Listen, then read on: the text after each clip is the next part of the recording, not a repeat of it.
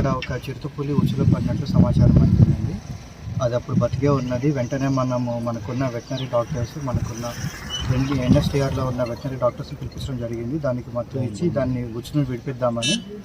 అయితే అది ఎప్పుడైతే ఉచ్చులో ఉందో బాగా అది విడిపించుకోవడానికి ప్రయత్నం చేయడంలో ట్రామాటిక్ షాక్ వల్ల చనిపోవటం జరిగింది.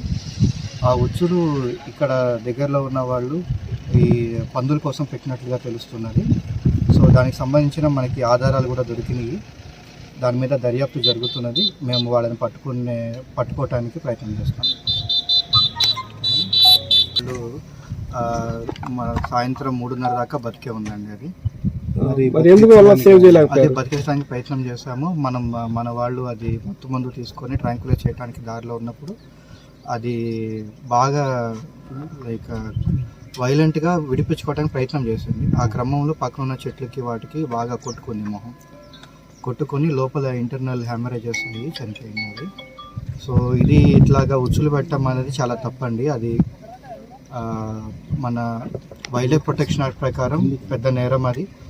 ఇది ఇప్పుడు ఏదైతే చేశారో దానికి 3 నుండి 7 సంవత్సరాలు జైలు శిక్ష పడే అవకాశం ఉన్నది. కాబట్టి ఎవరు కూడా దయచేసి ఇలాంటి ఉచ్చులు పెట్టడం కానీ ఇలాంటివి చేయకండి.